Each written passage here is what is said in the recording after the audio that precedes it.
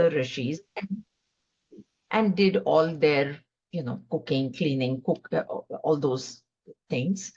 When he was about 5 years old, she dies of a snake bite. This is his story. So his mother died of a snake bite. And instead of crying, that, oh, my mom is not there anymore, it is said that he thought that, oh, this is good because now I have no responsibility towards my mom and I can devote all my time to serving the rishis and doing bhakti of the Lord. So this is how this 5-year-old child thought. And that is what he did. He took over the duties of his mother and he stayed in the ashram and he served the rishis. And obviously he got satsang as well, because whenever they would do satsang, then he would be there. And this is how his bhakti for Lord Narayana grew and grew until one day, like a flash of lightning, Bhagwan Vishnu gave him his darshan. But it was like a flash of lightning. It appeared in front of his eyes and disappeared all of a sudden. And he thought, why you didn't stay? Why did you just come in for a second and disappear? So it is said that Bhagwan said to him that the reason I've given you just this little darshan of mine is to intensify your longing to see me more and more. To intensify the longing. Those of you who are in the Bhagavad Gita class, chapter 7, Bahunam Janma Namante, Bhagwan said, right? Which means, I told you, that it either means through many, many births this person has done sadhana, or it can also mean intense sadhana in one birth itself. So this is what this episode tells us, that when Bhagwan said that I just showed you a flash, just the same, now your sadhana will intensify. So in that very birth, it is said that when Narada Bhagwan passed away, passed on, he merged with the Lord. He merged with Bhagwan Narayana. But then in some other kalpa, in another cycle of creation, he came as the Manasa Putra of Brahmaji. Brahmaji is the creator of the world. And he came as the fourth Manas Putra, because the fifth Manas Putra, because the first four we know, Sanatan, I can never remember the name, the four Manas Putras, who were like Batus. They were only like 8-year-olds and they were completely realized. So it is said that Narad, being their younger brother, went to them one day and said that, I know all these, so many sciences I know. He was very intelligent. He knew all the sciences. But he says, I don't know Vedanta. I don't know Advaita Vedanta.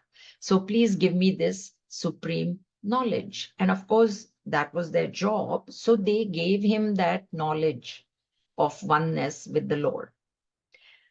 Then Brahmaji was, of course, the job of Brahmaji, his father, was to create, creation, right? So Brahmaji, it is said, he created 1,000 people at one shot, so that these 1,000 people will go and then they'll procreate and then there'll be creation, then there'll be more and more people. So he created 1,000 people. But what happened was Narad Bhagwan was there and he quickly went to the 1,000 people and he just gave them a discourse on Advaita Vedanta. Now what happened was those 1,000 people just took sannyas right away and went away. So Brahmaji thought, that is weird. Everybody took sannyas. They need to go and do samsara. They need to go and live in the world and this thing. But he said, no problem. For him, Brahmaji, no problem. He said, I'll create another 1,000. So he created another 1,000 people. Again, Naradji went and gave the knowledge and those 1,000 also disappeared. Now Brahmaji got worried. He said, what is going on? Like, why everybody is taking sannyas and running away? They don't need, they shouldn't be taking it. Then he found out what his son was doing. He said, oh my God, my own son is, stabbing me in the back. He said, oh dear son, come here. Yes, what, daddy? He said, here, this is a veena. That name of the veena is Devdatta, by the way. Huh? So this veena was given. There is a veena in Narad Bhagwan's hand, right? Always there is. So this veena was given by his father, Brahmaji, to him. And he said, you know what? Along with the veena, in modern terminology, here's a passport, intergalactic visa, money for travel, first class, first class accommodations for you. Your job is to go in the universe and spread the love of God. That is the job I'm giving you, because he wanted him out of his house. Because otherwise, the next 1,000, again, they will become sannyasis. So Brahmaji could not take that chance again. So he said, I need to get this son out of here. And he said, this is your job. And now you can go through the different galaxies and you can, propagate the love of God to everybody. And Naradji thought, yeah, daddy is telling me, so I need to go. And that is why we see Narad Bhagwan, his specialty was that he went into Devloka, he went into Patal Loka, he went into Rakshas Loka, Gandharva Loka, Kinnara Loka, Brahma, any Loka, any world, he could just go. And not only that, no matter which world he went to, he was respected. It wasn't like the Rakshasas, Asuras didn't respect him. No, that is the one thing specialty about Narad Bhagwan, is no matter whether he went to Dev, of course, Devas would respect him. That is not a surprise, but Asuras, Rakshasas, Gandharvas, Kinnaras, we see this in the episode when he was welcomed by Kausa as well. Now, Narad Muni is what happens with Vishnu Bhagwan. Narad Muni is an emissary of Vishnu Bhagwan. He's a devotee of Vishnu, and he's his right-hand man, so-called to say. When Vishnu Bhagwan needs to get some work done, then he Sankalpa Matrena, he calls Narad Bhagwan. So Narad Muni appears. Okay. Now, what was happening with Kamsa? There are many stories, and we will see many as we go along, but just one or two here. So with Kamsa, what happened was there was a proclamation that the 8th child of his sister would kill him. And fine. And then he threw them both in jail. And then the news came that, oh, the first child of Devaki is born. When Kamsa heard this, he thought, oh, wait a minute. The proclamation said 8th child. This is the first child. Why I should kill the first child? So when this thought came into his mind, Bhagwan Vishnu woke up and got worried. He thought, oh, trouble. Why trouble? Because if this sort of compassion comes in the mind of Kamsa, now what he's going to think? Oh, second child. No, I'll wait for the 8th one. That means if he spares 7 children, I can't touch him. This is the compassion of the Lord. Even though all his life he did all kinds of bad things, and probably in future also he would have done bad things only, but if he had, not touched those 7 children, Bhagwan cannot touch him. And so Bhagwan said, this can't be. So then what happens? Narayan. He says, Narad, please go. Make sure that there is no compassion. But otherwise, I cannot touch him. I cannot touch him. If he doesn't touch those children, I cannot touch him. So that is the job of Narad Muni. I told you, he had entrance everywhere, red carpet. Kamsa also invited him in, washed his feet, fed him, everything. Then slowly Narad Muni approached the subject. He said, oh, I hear your sister has got a child now. He says, yeah, child, but it's the first one, no? So I'm thinking why I should, na? Proclamation said 8. So Narad Bhagwan thought, you're not thinking straight, Kamsa. He said, what do you mean? He said, Vishnu Bhagwan is very tricky. Really? Yeah. See, it is like this. If I say Sunday is the first day, then Saturday becomes the 7th day. But for me, if Monday is the first day, then Sunday becomes the 7th day. Because where do I start counting? Do I start counting on Sunday or Monday or Tuesday? What is number 1 to me? It can be different. Friday might be number 1 to me. And then Sunday becomes the 3rd day. So he said, how do you know that Vishnu is counting from 1 to 8? What if he's counting backwards? So number 8 is 1 for him, which makes this first child number 8. If you don't know that, he said, how do you know? How do you know what is in his mind? He is very tricky. He said 8 child, but you don't, that is your count. You are saying this is the first child of Devaki, but what if Bhagwan has said that no, Bhagwan is counting backward. So from 8, if he's counting down, that means this child is the 8th child. How would you know? How will you know? And comes, yeah, you're right. You're absolutely right. There's no, he said, no, you can't. You can't have compassion like that because you don't know. And then he starts killing the child because he says, what if the second child is considered first? What is the third child? Once you put a doubt in somebody's mind, that doubt keeps coming. And Bhagwan Vishnu is happy because that's how he could even just touch him, basically. Even with the devotees, we see in the case of Dhruva, Dhruva was an 8-year-old child. So he got very, very angry with his father. And his mother said, the only one that will give you a place from where you cannot be thrown out is Bhagwan Vishnu. And that 8-year-old child, in a flash of anger, left the palace and started going. Bhagwan woke up. Remember one thing. The minute we even think of Bhagwan wakes. But we keep thinking of people. They don't even wake up. They don't even care. The one who really cares, we never think.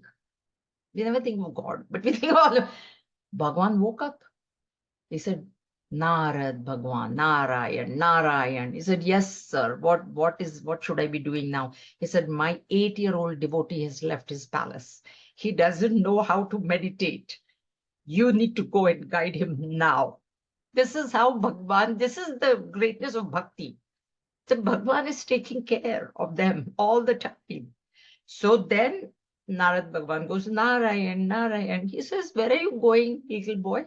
He says, no, I'm going, I'm going to meditate and I want this and that and everything.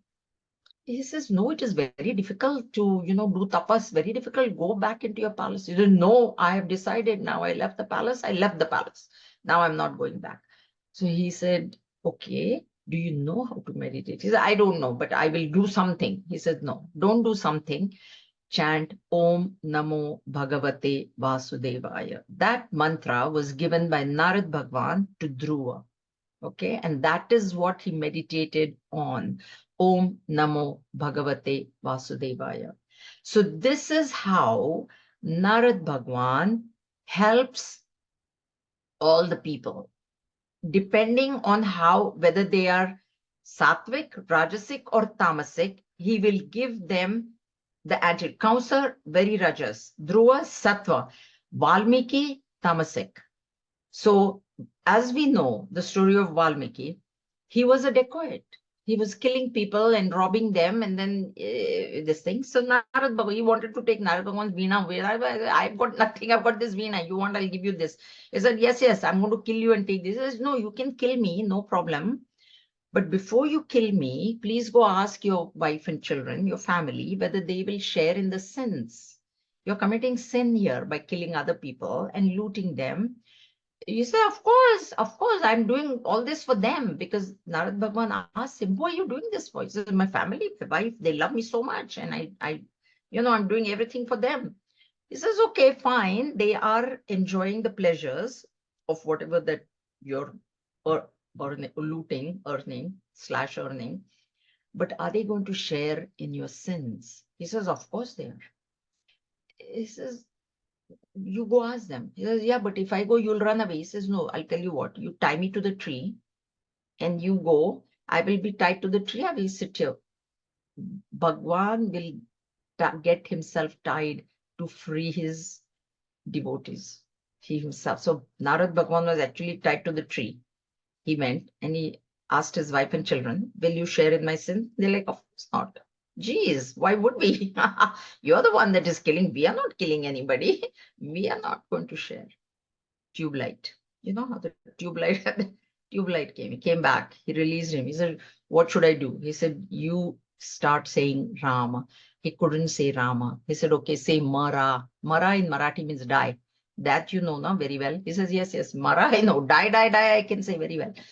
Say Mara, Mara, Mara, Mara, Mara. It became Ram, Ram, Ram, Ram. And he meditated, and there was a whole anthill on his. That's why he became Valmik, means an anthill.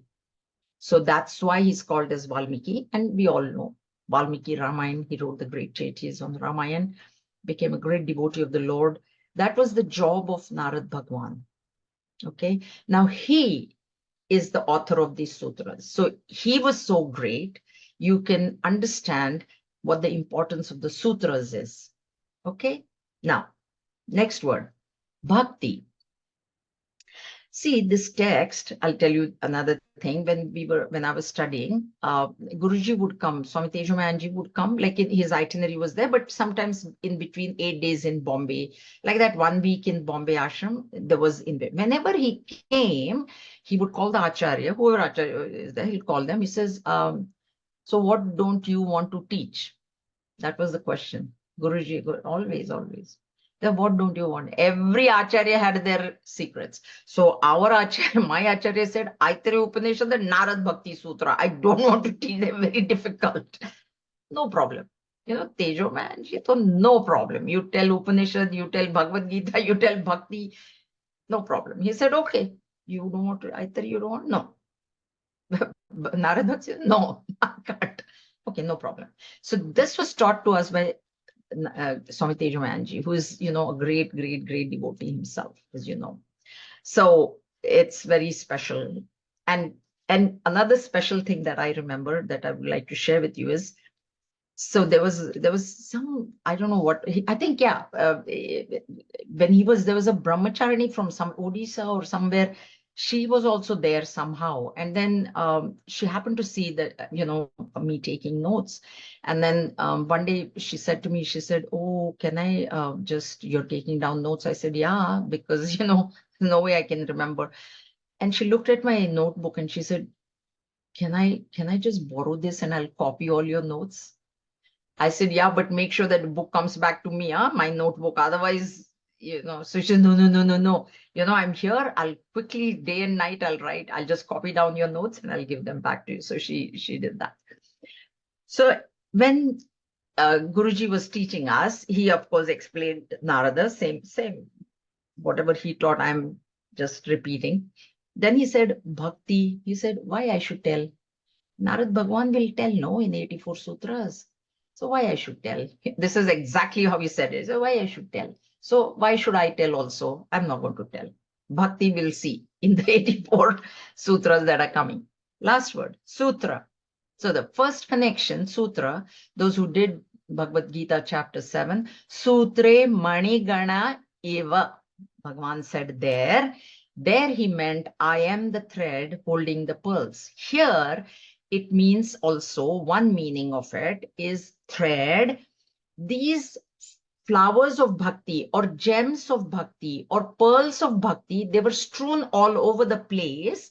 What Narad Bhagwan did was collected them and made them like a garland of these 84 sutras. So that's why sutra. Because in this book, even though it is assigned to Narad Bhagwan, every sutra, most of the sutras, he gives, this is his opinion, this is his opinion, this is their opinion. So it's not like it's mine, this is what I'm saying about Bhakti. It is not like that. Even the first sutra, he says, we will tell you, not I will tell you about Bhakti. There is that, that arrogance is not there. So what he has done is he has taken all these different ideas of bhakti, which were here, there, and everywhere, brought them all together. So you can say it is a garland of flowers or garland of gems, garland of bhakti indications. And that's why the sutra. So sutre manigana iva, that's the first interpretation of this word sutra. The second, the etymological meaning of sutra is suchanat sutra. Suchana means indication, instruction. So these sutras, 84 sutras, are indicators of what is bhakti, how is bhakti to be developed, who is bhakti to be for, what is bhakti. These are all the sutras are indicators, and therefore this second meaning of sutra comes into play. So sutra, Suchanat Sutra, instructions. But sutra by itself, now there are many sutras, okay? Many means not this 84. There is Narad Bhakti Sutra. There is Shaindilya Bhakti Sutra. Now in the Bhakti Sutras, This Narad Bhakti Sutra is more famous than the Shandilya Bhakti Sutras. Then we have many times heard Brahma Sutras. Brahma Sutras, written by Bhagwan Ved Vyasa, is a treatise on Vedanta, Advait Vedanta. Then we have Jaimini Sutras. Jaimini Sutras is a treatise on Karmakanda portion of the Vedas. Karmins, those who are Karmakandins or those who are very much into karma, for them, Karmakanda is there. Then there are Panini's sutras. Panini's sutras are the grammar, Sanskrit grammar. They are also in sutra form. Ashtadhyayi it is called. 1008 sutras are there. That is all that you have to know about. Like those who want to really study Sanskrit, they have to memorize that Ashtadhyayi, the dhatu part. You know, those are the sutras given by Panini. So there is also there. So there are many different sutras. This Panini's sutras, we'll talk about it in Bhaja Govindam in the fundamentals class. That's where this will be mentioned again. But to give you an idea, sutra. So now what exactly is a sutra? Sutra in English translated is aphorism. And for an aphorism, there are certain rules that aphorism is bound by. So there are about 7 rules. The first one is alpaksharam. Alpa aksharam, al-akshara alphabets. Alpa, very few. So alpakshara means every sutra has to have very few words. As you will see in the sutras, if you have already started reading the book, like, you know, Tattu Samanvayat is one of the sutras from Brahma Sutra, right? Athato Brahma Jidnyasa or Athato Karma Jidnyasa. These are the sutras from the other ones. And so it is alpaksharam, first thing. Second thing is asannigdam. Asannigdam means very clear. There should be no doubt. Oh, what is he meaning to say? There should be no doubt like that. So clarity. First is brevity. Second is clarity. Third is sarvata. Sarvata means only necessary things, meaningful things should be said. What is necessary should not, unnecessary things should not be said. Okay, so meaningful. Sarvata means meaningful. Fourth is Vishwato Mukha. Vishwato Mukha means, see, Vishwa means what? Mukha means facets. You know, like a diamond has many facets. So the sutra must have, it should be multifaceted. That's the literal translation of Vishwato Mukha is multifaceted. Means it should shed light on various things. One sutra should be able to shed light on various, like if you have a lamp in the center of the room, it'll shed light on all 4 corners. Right? The whole room it'll shed light on. That way, this sutra has to be multifaceted, like a diamond. Diamond has many, so it'll, you know, reflect light from various of its facets. Then the next one is akatyam. Akatyam means irrefutable. You cannot refute it. Means you cannot say, no, how you're saying like this, no. So akatyam, irrefutable. Then anavadyam. Anavadyam means flawless. Flawless. Flawless means what kind of flaws can be there? See, first of all, there can be a grammatical error. So sutra must not have any grammatical errors, number one. Second flaw is Siddhanta Hani, it is called. Siddhanta Hani, Hani means destruction. Siddhanta means actually you're trying to make a point, but then your sutra is saying something totally opposite. So that is Siddhanta Hani, because every sutra, now in this case, it should be talking something about bhakti. But if it starts talking about something else, then there'll be in this case, Siddhanta is bhakti here in this one. Okay. But in like, if you were to read Brahma Sutras, then the Siddhanta is Advait Vedanta. So there is different. But here, so there should be no flaw. And the third flaw can be of, and it slips my mind. You may be saying something but meaning something else. That's what happens, you know, when sometimes people ask questions and then I'm taking it at face value, but then it's like, no, but that's not what I meant. So it can't be like that. And then the 7th one is astobham. Astobham means there should be no unnecessary words. So this unnecessary words, if you remember Bhagavad Gita verses, Sometimes there is a word tatha or cha or he. Those are which are known, they are added there to complete the meter. And they really don't, especially he is a nipat, it's a word. He word comes, there is no meaning to it. Okay, so in the commentary, Bhagavan will just say he nipat. When he says nipat, means it has got no connection with the meaning of the verse. But those in a verse, when things are said in a verse form, like we have in Bhagavad Gita, that's the most, very familiar. We are all familiar with that. Then those words are required because the meter has to be completed.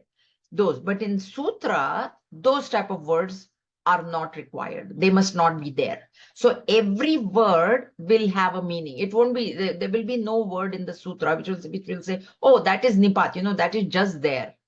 That is not allowed in sutra. Okay. There is a book that even Guruji has written called Jivan Sutrani, Tips for Happy Living. So that is in sutra form.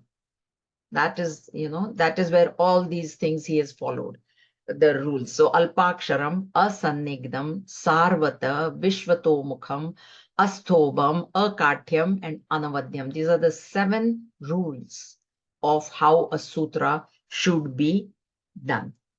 Okay. All right. Any questions?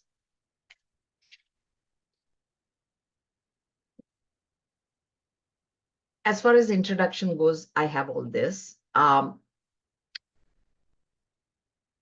Can I just go into the first sutra? Or even though you don't have the book, it's a very, I'll just do the first one. I won't do any further, okay? Athato bhaktim vyakhyasamaha. See, only how many words? 3 words. Athato bhaktim vyakhyasamaha. So atha, ataha bhaktim vyakhyasamaha. Now, therefore, the doctrine of devotion we shall expound. So, like I told you, we vyakhyasama plural. So we shall expound. So he's not saying I will expound. So already he's admitting that all these ideas of bhakti that I'll be giving from now on, they belong to the various masters. They just don't belong to me alone, but we. So all of us together, all the bhakti shastra, bhakti masters of bhakti, this is what we are going to tell. Now, atha word, it is said that Brahmaji, when he started creation, he said Atha. Atha is equal to Om, by the way.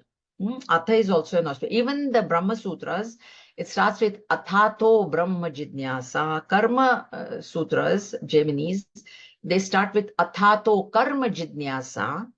And this one also starts with Athato Bhaktim Vyakhyasamaha.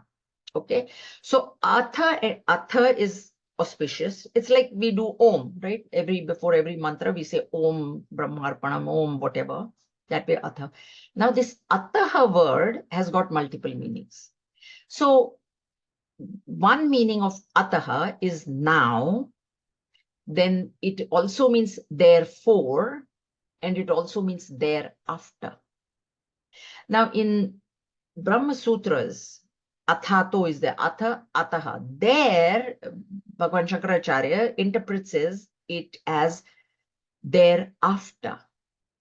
So when Bhagavan Shankaracharya says that Ata is thereafter, what the presumption is that there is some qualification that you have completed. Thereafter, now you have this, we start this jinyasa. Jinyasa is inquiry into Brahman. So ataha word, when it means thereafter, when it is taken in the meaning of thereafter, there is a presupposition that a certain qualification has been fulfilled. Like in Bhagavad Gita, we saw Bhagavan says, if you want to get clarity of knowledge, purity of mind is a prerequisite.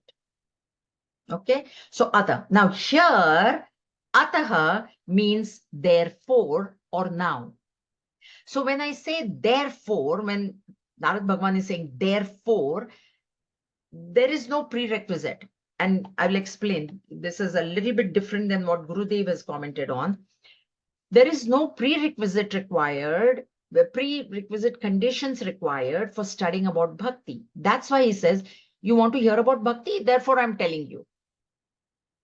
So this therefore or now, okay, you want to listen to bhakti, no problem. He will not ask, what are your qualifications? For jnana, they'll say, have you done karma shuddhi? Have you done rajas is reduced, tamas is reduced? Okay, now you're qualified, otherwise you're not. For Brahma Sutras, the qualification is the study of the 10 major Upanishads. Because Brahma Sutras are meant to resolve the conflicts in those Upanishads.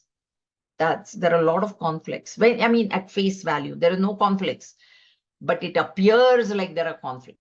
And to resolve those, the Brahma Sutras were written. Okay, so the qualification, unless you ever, everything is being mentioned in there. From the Taittiriya said this, and Chandogya said that, and Mundaka said. So if you don't know all those, then there is no point reading Brahma Sutras. But in Bhakti Shastra, no prerequisite is required. Later on, Gurudev himself will say, see, Bhakti is of the nature of love. Why is there no prerequisite required for Bhakti? Why is there a prerequisite for jnana, but no thing for bhakti?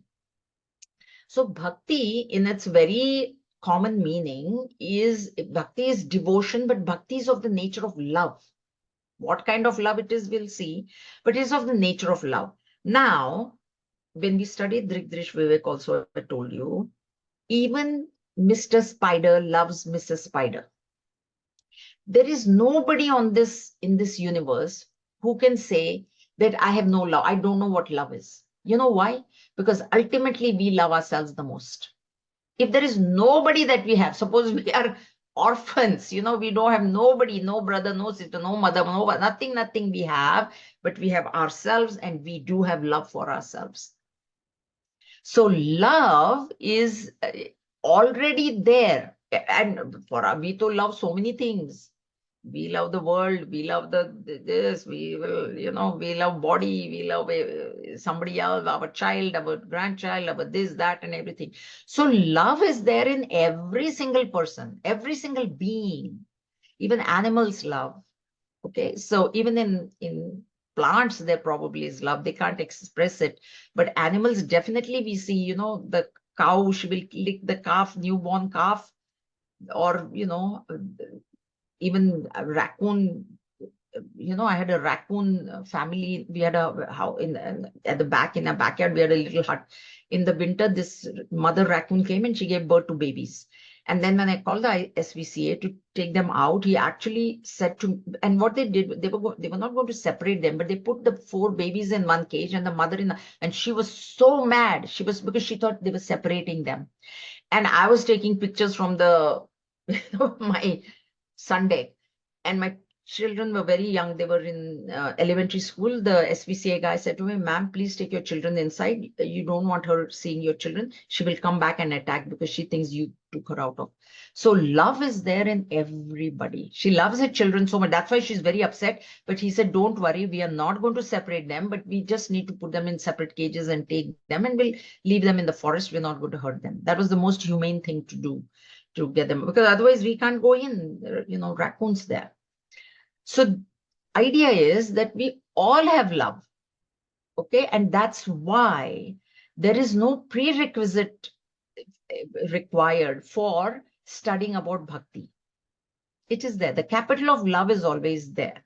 Now, if you read Gurudev's commentary, that's what I was reading here, and he says, according to Ramanuja, the teacher of Vishishta Advaita, there are 7 qualifications necessary in a seeker who plans to pursue devotion. That's Vishishta Advaita. So then he has given this viveka, discrimination in food. This is actually these ones, when you read, see, discrimination in food is what? Brahmacharya, self-control. Food is what? What did we study in Vedanta? Aha, right? Intake. Brahmacharya.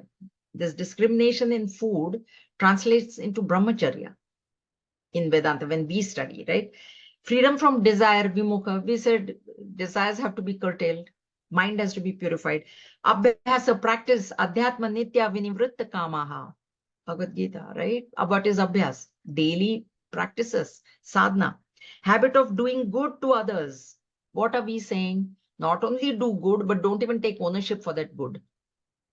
In Vedanta, we say this is all, purity in thought. We are saying that too. Word and deed, non-violence, ahimsa, then charity, other virtues, cheerfulness, absence of excessive hilariousness. Absence of excessive hilarity means in joy you go very up. I told you, sukha dukhe samay krutva. That is the last 2 years. So you remain prasannata, but you don't go like into 6s and 7s when you're happy, because you're going to go down.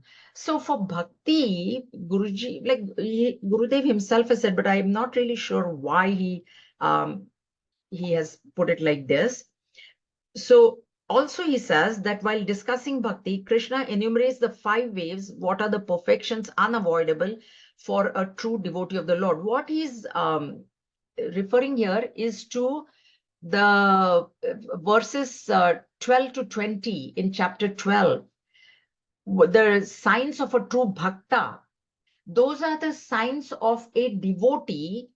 But if you make them as the prerequisite, how will you develop bhakti? Those are after your bhakti is like matured, completely matured, then the bhakta behaves just like a jnani. Because I told you those virtues that are in chapter 12 are very same to the one in chapter 2, and they're also very same to the one in chapter 14, where the Sthita Prajna Lakshana in chapter 2, Bhakti Lakshana in 12, and 12 is Gunatita Purusha Lakshana, right? The one who has transcended the 3 gunas, he also exhibits the same virtues.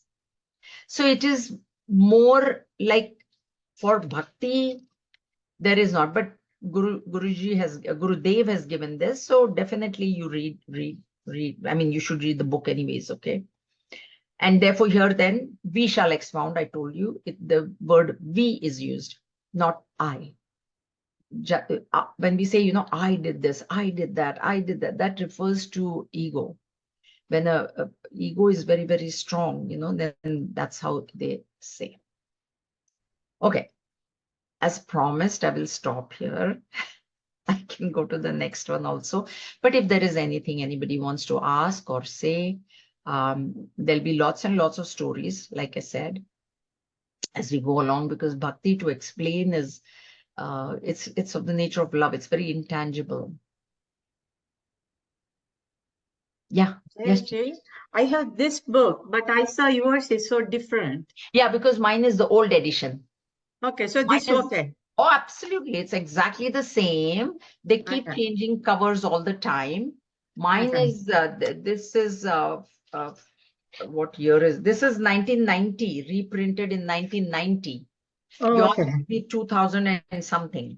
Yeah, yes, it is. Yeah, that is the new cover. Okay, I will show it, okay. Old wine in new bottle. Inside, Guruji has told nobody can touch Gurudev's commentary. Yeah, see, she has the same one, old one. Yeah. Yeah. Oh, okay. Yeah. Mine is printed in 82. 82. Yours is even older than mine. Yeah, mine is 1990. So this was, we had studied it with Robinji. I had studied it with her, and of course, then we went to Sandeepani and studied it there as well.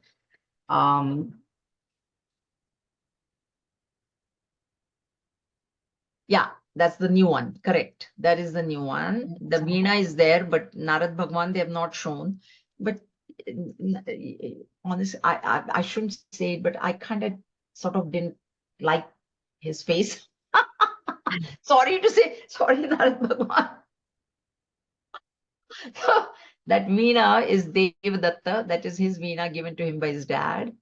And this is the old version, but the inside material will be exactly the same. Okay.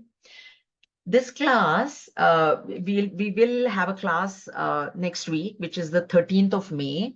But then 20th is the Victoria Day, long weekend, so no class. And 27th, Swami Ishwananji will be here, so therefore no class.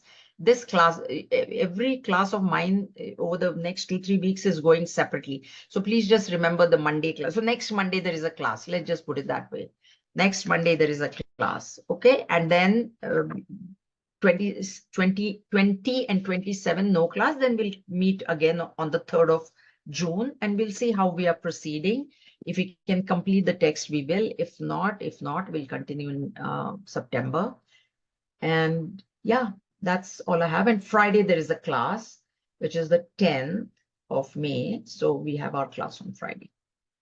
I need only 2 more sessions now to complete the Upanishad. So 10th I will do, 17th is the long weekend, then 20, so 20, there is no mention of Rama, Krishna, Shiva, Vishnu, Narayan, no mention. All is mentioned is God. The reason is that to each one of us, God is different. Right? So Narad Bhagwan just says devotion to God. So that God can be anything. And we'll see what devotion is. What is the other thing is, there is a book called I Love You Letters by Gurudev. So I would highly recommend that all of you get a hold of that book. I have a lot of copies here, and read that book. It'll be really, really helpful. Gurudev was not well 1 year, and he was asked to stay at one place. I believe he was in Uttarkashi or somewhere there. And what he did was every week he wrote a letter to the Balvihar children. So he wrote one letter and then it was circulated to all the Balvihar teachers, and they had to read it to their children, to the Balvihar children. And then they compiled it as I Love You Letters, which gives you the highest definition of love. What is love? And I read it and I thought, geez, this is not for children. This is for adults. This is for me to know, understand. So it'll really help you understand this book, Narad Bhakti Sutra. And so if Calgary has it, you guys can take. But if anybody wants it, I've got those books. Okay. So that is another recommendation that I would make. All right. No questions? All good? All right. Then we'll stop for today, and we will meet next Monday on the 13th, and we'll continue. By that time, please pick up all the books. Jaji, I have a question. When you said he doesn't mention an altar, meaning he doesn't mention any name of the Any Ishvara. God. Okay. So yeah. And also the other thing is that when Brahmaji told him, Brahmaji didn't tell him go spread bhakti of Narayan Bhagwan or Vishnu. Bhagwan said, go kindle bhakti for God in the hearts of people, for God. That is the instruction of Brahmaji, his father. So even though he himself is a great devotee of Lord Vishnu, Bhagwan Vishnu, and he always said Narayan, Narayan, as we know, this text will not mention Narayan. Okay. No So, Shivji, no Narayan, no Ram, no Krishna, no nothing. So by God, what does he mean by God then? The self. Okay. That we will see. That is what the love for the self is the high. Param, next sutra only says this love is Param, supreme. So now we have to understand. We have understood, we have heard that word Param with Advaita Vedanta, with respect. See, same words will be used, but in Bhakti they mean different, in Vedanta they mean different. So we will see what is meant by Param Prema. Okay. And therefore it is for the highest altar. Param supreme can be only for the supreme. And then what is the supreme? The self. Yeah. Okay. So hopefully I should be able to explain it properly by Guruji's grace.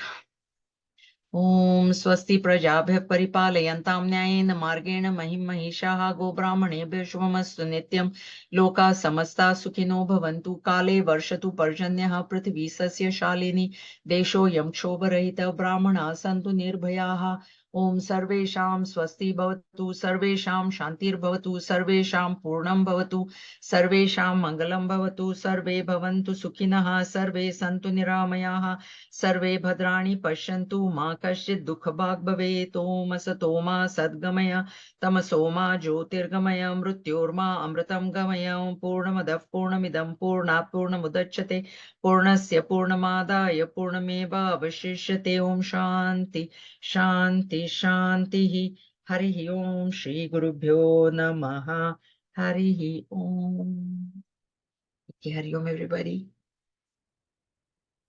And Thanks, Raji.